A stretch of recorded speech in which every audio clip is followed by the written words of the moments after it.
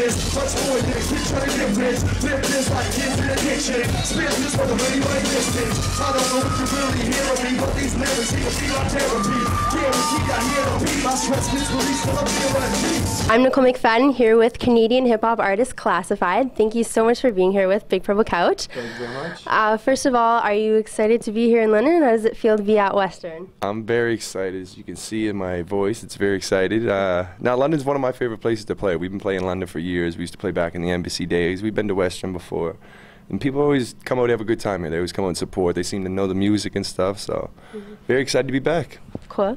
Yes. So your newest album, Handshakes and Middle Fingers, can you explain to me how is it different than previous albums? Like, how have you evolved as an artist, that kind of stuff? Kind of just growing up. Like, I just read about my life, what's going on, and just in the last 3 or 4 years, a lot of things have changed with me personally, having kids, doing a lot of stuff, home stuff, family stuff.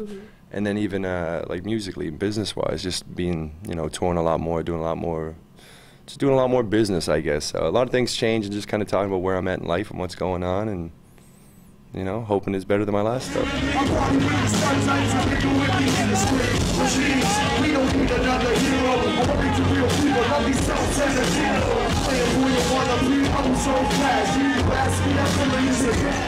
Can you explain to me the meaning behind the title of Yeah. It basically means balance. Like, I just found on the album I was writing about the good and bad of things and stuff, and just trying to show, you know, the glass half full, the glass half empty, the both sides of it and stuff. So I didn't want to call the album Balance. A lot of people have done that. I want to do it like The Gift and the Curse or something like that, the yin and the yang, but just sounded kind of cliche and stuff.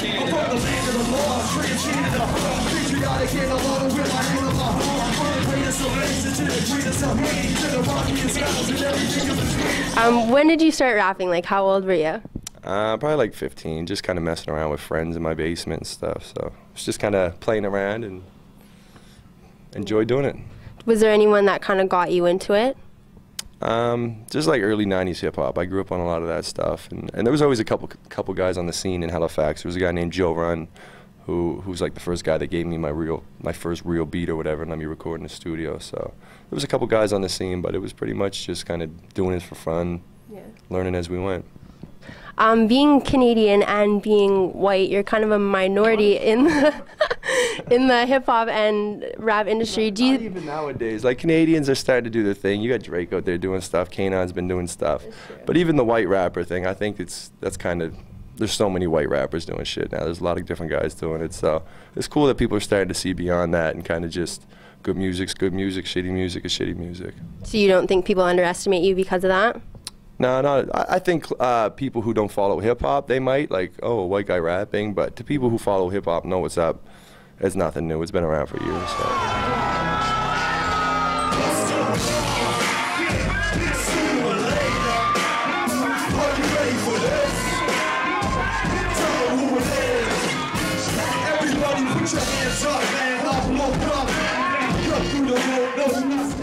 So you have 2 daughters. How old are they?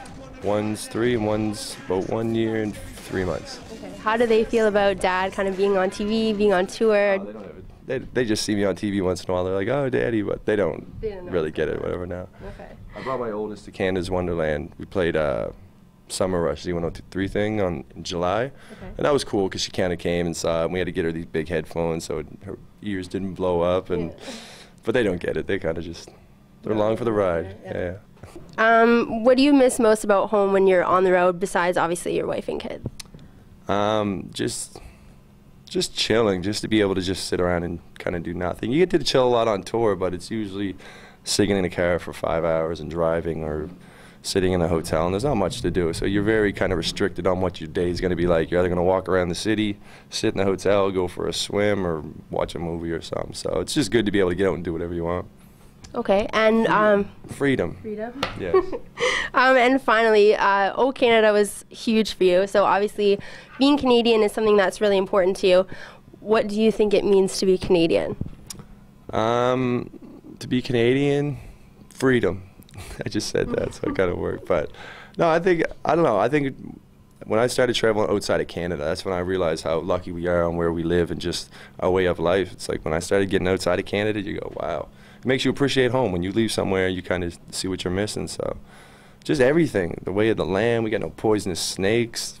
We got healthcare. We got good people. There's not a lot of, you know, all places have problems and stuff, but I don't think we have major problems like a lot of other countries. So. Cool. Well, thank you very much for being with us on Big Purple Couch. We appreciate it. What's going on? London, Western University, I said, what's